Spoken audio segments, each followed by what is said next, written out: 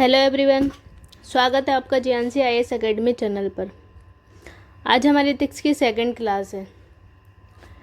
कल हमने एटीट्यूड का अर्थ समझा था, उसकी डेफिनेशन देखी थी और उसका सारांश कंटेंट मतलब विषय वस्तु पढ़ ली थी, स्ट्रक्चर पढ़ लिया, फंक्शंस पढ़ लिए। आज हम इस फंक्शन के डिसफंक्शंस पढ़ेंगे, डिसफंक्शंस ऑफ एटीट्यूड, और जो एटीट्यूड है उसका निर्माण कैसे होता है ये पढ़ेंगे। तो चलिए स्टार्ट करते हैं। तो डिसफंक्शंस ऑफ एटीट्यूड, डिसफंक्शन मतलब एटीट्यूड में क्या क्या विकृतियाँ होती हैं और विकृतियाँ होने से क्या होता है, मतलब उनकी क्या हानियाँ हैं। जब हमारा एटीट्यूड ऐसी धारणाएं बना लेता है जो नैतिक, निष्पक्ष और तर्कसंगत कार्य करने से हमें रोकता है, तो अभिवृत्ति में क्या विकृतियाँ कहलाती है। इसमें पहला है पूर्वाग्रह और पक्षपाती हो जाता है इंसान, मतलब किसी जाति के लिए, धर्म के लिए, लिंग आदि इनके आधार पर हो सकता है। लिंग के आधार पर एग्जाम्पल से देखें, जैसे एक अधिकारी सोचता है कि महिलाएं जो है वो नेतृत्व के लिए कमज़ोर हैं, तो ये महिलाओं के प्रति उसका क्या हो गया, पूर्वाग्रह हो गया। अब वो अधिकारी ऐसे एटीट्यूड से महिला विकास योजनाओं में भेदभाव करेगा, क्योंकि उसका तो मानना है कि महिलाएं तो नेतृत्व के लिए कमज़ोर होती है। उसने अपने इस पहले से एक धारणा बना रखी है। सेकंड है रूढ़िवादी सोच। रूढ़िवादी सोच का मतलब होता है परंपरागत सोच, जो मतलब जो विचारधारा बहुत पहले से चली आ रही है, जिसमें लोग नवाचार नहीं करना चाहते, मतलब सुधार से डरते हैं उसमें। जैसे कि महिला शिक्षाओं का विरोध, क्योंकि वो लोग महिला शिक्षा का विरोध इसलिए करते हैं क्योंकि ये उनकी जो परंपरागत पहले से ही चली आ रही है उसके खिलाफ है। तो ये एक तरह की रूढ़िवादी सोच होती है। जैसे कि कोई तकनीकों में बदलाव का विरोध करे तो ये रूढ़िवादी सोच होती है। जैसे ग्रामीण लोग अनपढ़ होते हैं, ये क्या है, एक रूढ़िवादी सोच है।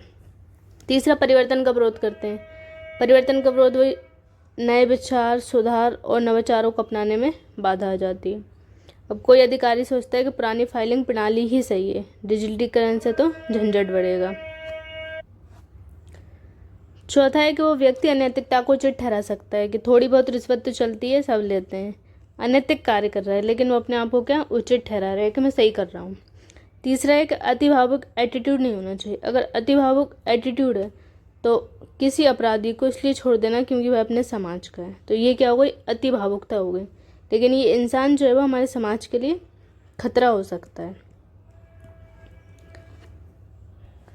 अब है dysfunction of attitude on society, मतलब सोसाइटी का जो एटीट्यूड है उसमें क्या क्या विकृतियाँ होती हैं। पहला है ध्रुवीकरण। इसको ऐसे समझते हैं जैसे कि एक समुदाय है, वो अन्य समुदाय से क्या हो जाता है, कट जाता है। जैसे कि एक विशेष समुदाय के लोग किसी दूसरे समुदाय के खिलाफ हो जाते हैं, तो ये होता है ध्रुवीकरण। इससे सामाजिक भेदभाव बढ़ सकता है, क्योंकि एक पर्टिकुलर सोसाइटी के मतलब समाज के लोग मान सकते हैं कि हमारी जाति अच्छी है और ये दूसरी कास्ट जो है वो निचली है, तो इससे क्या होगा, सामाजिक भेदभाव बढ़ जाएगा। अब आता है अभिवृत्तियों का निर्माण कैसे होता है। इसमें 3 तरीके से पढ़ेंगे हम। पहला है सामाजिक कारक, दूसरा जैविक और आनुवंशिक कारक, और तीसरा है व्यक्तित्व संबंधी। ये जो दोनों कारक है इनका हमारे एटीट्यूड निर्माण में केवल 10% का योगदान है, लेकिन जो सामाजिक कारक है इसका हमारे एटीट्यूड निर्माण में 90% का योगदान है। तो जब हम आंसर लिखेंगे तो हम सामाजिक कारक पे ज़्यादा फोकस करेंगे। इनको थोड़ा लास्ट में एक एक दो लाइन में मेंशन करके बता सकते हैं। हमारा मेन फोकस सामाजिक कारक पर रहेगा। अब हम पहला देखते हैं जैविक या आनुवंशिक कारक। इसमें 1980 तक माना जाता है कि जो जैविक और आनुवंशिक कारक होते हैं उनका 0% योगदान होता है हमारे एटीट्यूड निर्माण में। लेकिन जब 1980 के बाद स्टडी हुई तो उसमें पाया कि नहीं, जैविक और आनुवंशिक कारक के भी एटीट्यूड निर्माण में भूमिका होती है, भले ही वो 10% होती है। तो इसमें पहला है जेनेटिक फैक्टर्स। इसमें आइडेंटिकल ट्यून्स और अनआइडेंटिकल ट्यून्स। आइडेंटिकल ट्यून्स में ये पाया गया कि 100% समानता होती है, रंग से, चेहरे से, यहाँ तक कि उनकी सोचने की क्षमता भी काफ़ी हद तक सेम होती है। अब आरवे, केलर, बॉलर और बुचर ने इन लोगों ने स्टडी की और जो आइडेंटिकल ट्यून्स थे उन दोनों को अलग अलग माहौल में पाला। इसके बावजूद भी पाया गया कि उनमें उच्च से संबंध है, मतलब उन दोनों का जो एटीट्यूड है वो एक जैसा है। और अनआइडेंटिकल ट्यून्स होते हैं उनमें अलग अलग एटीट्यूड होता है। अब बायोलॉजिकल फैक्टर्स में एज कैसे, जैसे कि अगर बचपन में जो होता है बच्चा बहुत ज़िद्दी होता है, लेकिन वो जैसे जैसे बड़ा होता है थोड़ा सा विद्रोही हो जाता है, लेकिन जब थोड़ा और बड़ा होता है तो वो चुपचाप, खामोश या शांत स्वभाव का हो जाता है, ऐसा समझ सकते हैं। इसको ऐसे भी समझ सकते हैं कि एक बच्चा है और आपके दादाजी हैं। अब 2 ऑप्शन है, या तो सीढ़ी से जाना है या लिफ्ट से। तो जो बच्चा है वो तो सीढ़ी से कूद कूद के जाएगा, लेकिन जो दादाजी है वो लिफ्ट से ज़्यादा पसंद करेंगे। इसका मतलब है कि बचपन में जो हमारा एटीट्यूड था और जो एक एज बढ़ने के बाद होता है तो चेंज हो जाता है, तो इससे भी एटीट्यूड का निर्माण होता है। और जेंडर, ये सामान्यतः ऐसा माना जाता है कि लड़के जो होते हैं वो आक्रामक प्रकृति के होते हैं, ये वो भी टेस्टोस्टेरोन हार्मोन के कारण होते हैं, और जो लड़कियां होती हैं वो थोड़ी मासूम होती हैं। ऐसा कंपलसरी है नहीं, लेकिन सामान्यतः ऐसा देखा जाता है कि लड़के जो होते हैं वो थोड़े आक्रामक प्रकृति के होते हैं।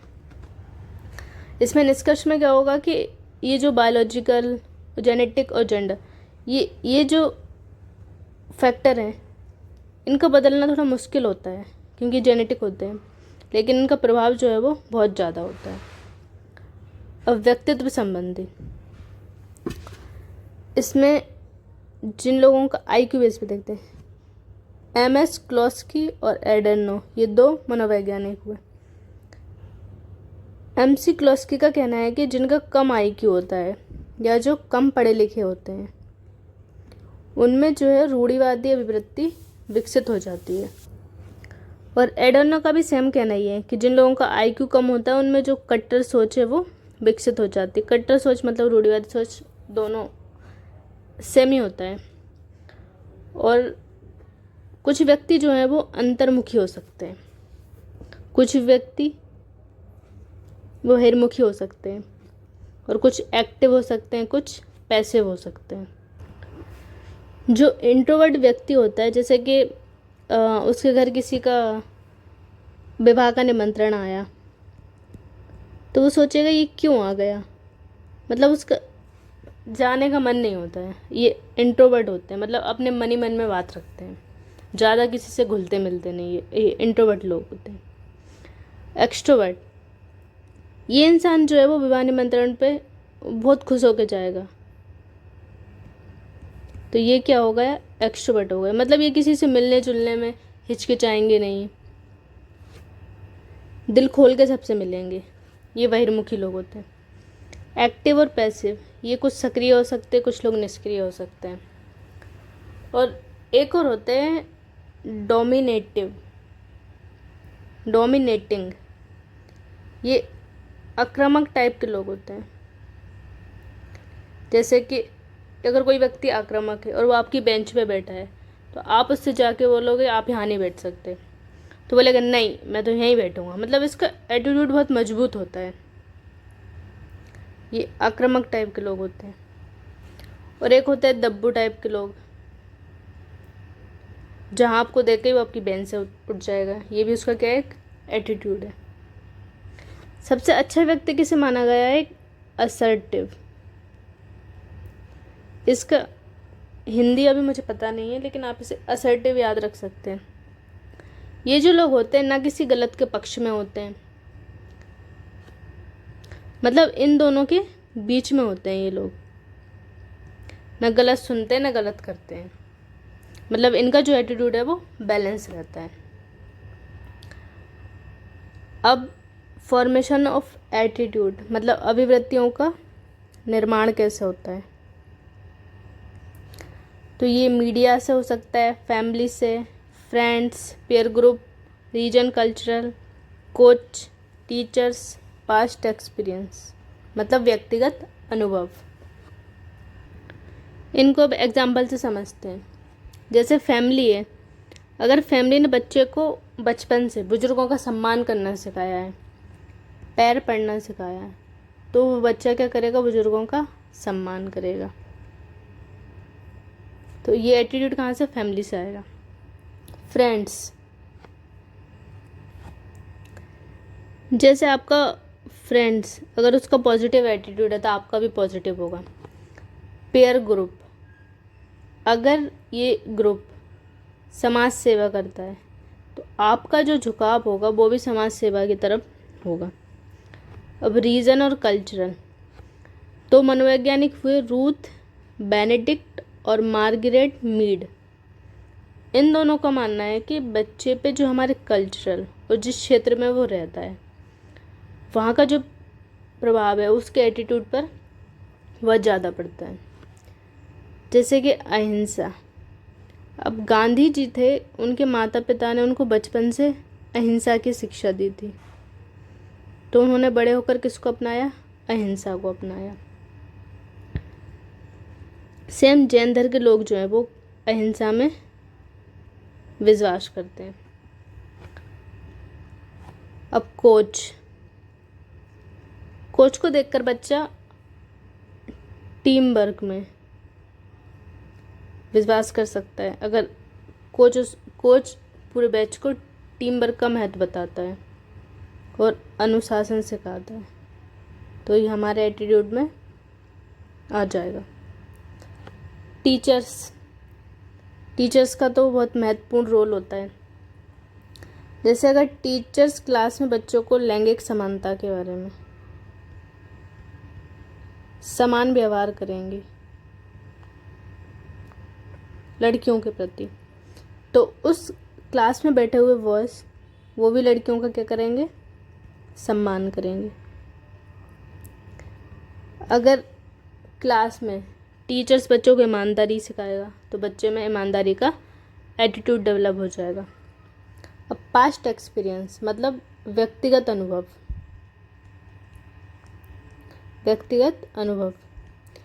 जैसे कोई अधिकारी है, उसने बाढ़ राहत क्षेत्र में लोगों को बहुत मदद की, तो इसके बदले में लोगों ने उसका बहुत आभार व्यक्त किया, उसकी बहुत प्रशंसा हुई, तो अब वो जो है वो जन सेवा के लिए तत्पर रहेगा। मतलब उसने जन सेवा को अपने एटीट्यूड में ले आएगा कि जन सेवा जो है वो अच्छी चीज़ है, तो इससे उसके मन में जन सेवा का भाव आ गया। अब इसके बाद सोशल लर्निंग के 3 प्रमुख सिद्धांत हैं कि सोशल लर्निंग से बच्चे का एटीट्यूड कैसे निर्मित होता है।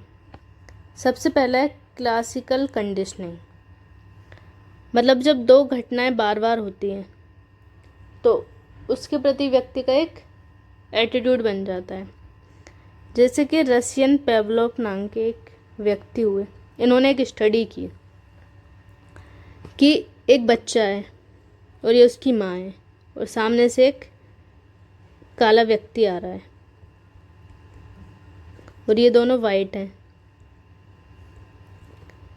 ये माँ है और ये बच्चा है।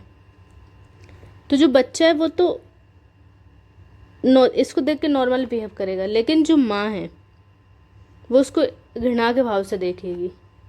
मतलब माँ ने रिएक्शन दिया, बच्चे ने देखा, तो बच्चा भी थोड़ा थोड़ा वैसा करेगा। ये उसने एक बार देखा, लेकिन जब बच्चा ऐसे बार बार देख लेगा उसको, तो बच्चे के मन में भी एक भावना आ जाएगी कि जो काले लोग होते हैं वो खराब होते हैं।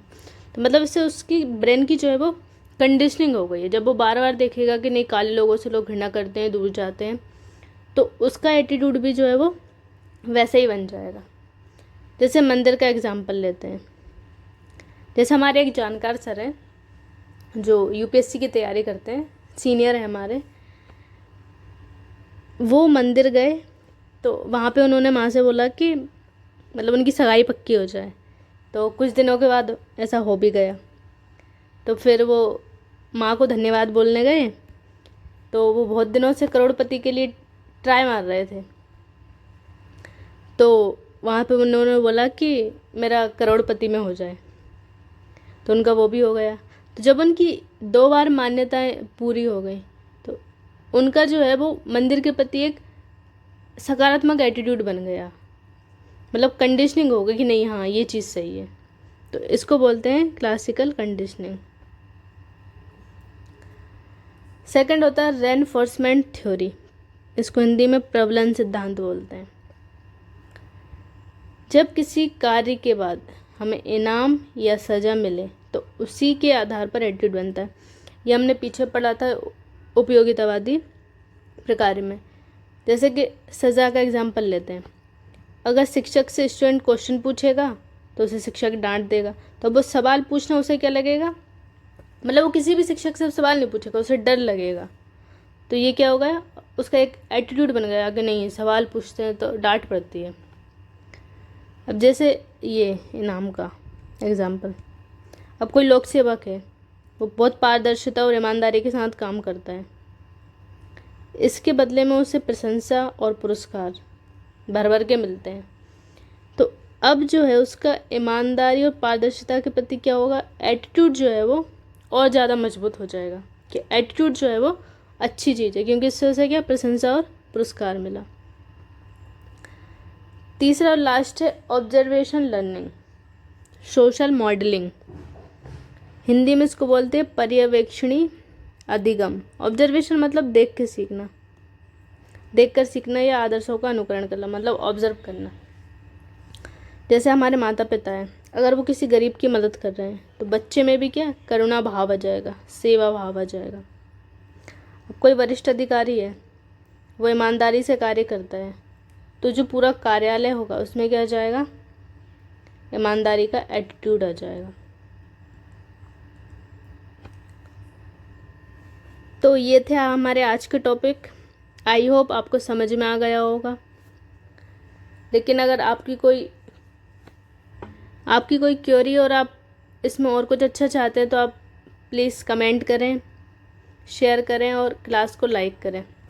अब हम अगली क्लास में विचार और बिहेवियर, आचरण मतलब बिहेवियर, इनका संबंध पढ़ेंगे और प्रभाव पढ़ेंगे कि एटीट्यूड और विचार के बीच में क्या संबंध होते हैं, और व्यवहार और एटीट्यूड के बीच में क्या संबंध होता है, और इनका हमारे एटीट्यूड पे क्या प्रभाव पड़ता है या एटीट्यूड का विचार पर क्या प्रभाव पड़ता है। इसके बाद 2 टॉपिक और बचेंगे, हम अगली क्लास में करेंगे। और हम जो करंट अफेयर सीरीज़ है 1 जुलाई, वो भी हम आज 1 जुलाई से स्टार्ट कर देंगे। बहुत बहुत धन्यवाद आपका। खुश रहिए, मस्त रहिए। जय हिंद।